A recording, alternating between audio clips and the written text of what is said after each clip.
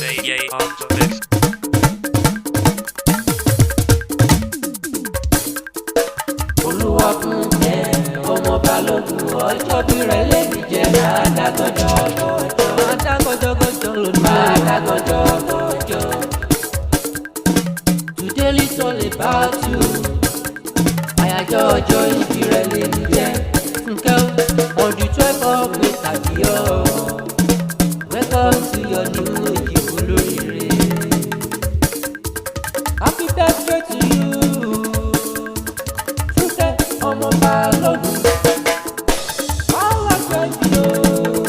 Fúnkẹ́ ọmọ balógun jọ̀wọ́ jẹ́ kájọ wo jẹ́ kájọ sí ìfún olébú ọ̀rẹ́ tó ọ̀ṣùṣù tó ti fi wá kọ́ọ̀dù rẹ̀ torí ọ̀pọ̀ òjòṣà ló ti rọ̀ láyé àníyàn sílẹ̀ sí ìlú Fúnkẹ́ ọ̀pọ̀lẹ́jọ́ ṣọ́dún èṣì o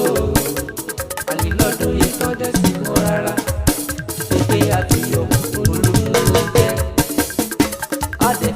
Olúwa dání tó dá òsì tó bá yẹn máa wà láyé rẹ̀ ní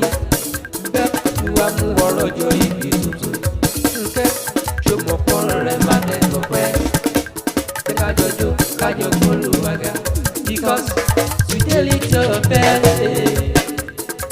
àyájọ́ tàbí ọ̀lẹ́ ìjẹ́ Fúnkẹ́ Olúwa Fúnkẹ́ ọmọ balógun ọjọ́ bí rẹ̀ lè níjẹ́ máa dágọ́jọ́ gọ́jọ́ dágọ́jọ́ gọ́jọ́ wà tẹ́lẹ̀ látẹ̀pẹ́ onífọdún ìṣàṣìwọ̀n fún tọ́wọ́ balógun wà á dáwọ́ wà lóko dájú fún wọn wájú lọ́pàá ibi tí ìwé tó dùn báwọn ti lọ ìláìláì ọdún yàsàn ẹ̀sùn wo ọmọ balógun o àsàn ẹ̀sọ́lá ọmọ balógun o àsàn ẹ̀sìrè ọmọ balógun o àjọṣà ló wà yí o orí tó gbèrò kò délé ọjọ́ bí rẹ̀ lè ní jẹ́ kó má fi ìṣà ṣe mọ̀ ní ọdún kan ní ó dájú fún òṣìlẹ̀ Olúwa Fúnkẹ́ ọmọ balógun ọjọ́ bí rẹ̀ lè ní jẹ́ máa dágọ́jọ́ gọ́jọ́ máa dágọ́jọ́ gọ́jọ́.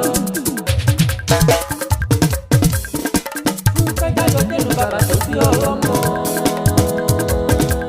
yàbá ló bá gbomi lábẹ́lú kàbá ní kò ní tèmi bàbá tó bí ọlọ́mọ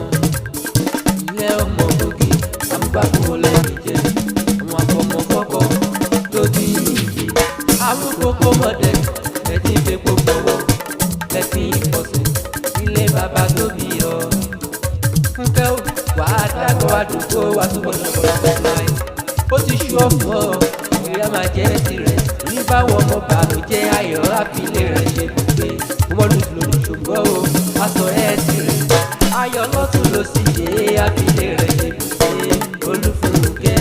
ọmọ lọ́jọ́ ìbí Olúfúnkẹ́ lẹ́ o ọmọ lọ́jọ́ ìbí ọmọ balógun ọmọ lọ́jọ́ ìbí àyájọ́ ọjọ́ bí rẹ̀ lèyí o ọmọ lọ́jọ́ ìbí ọmọ balógun ọmọ lọ́jọ́ ìbí today is your birthday ọmọ lọ́jọ́ ìbí ọmọ balógun ọmọ lọ́jọ́ ìbí Olúfúnkẹ́ ọmọ balógun ọjọ́ bí rẹ̀ lè jẹ́ máa dágọ́jọ́ gọ́jọ́ máa dágọ́jọ́ gọ́jọ́.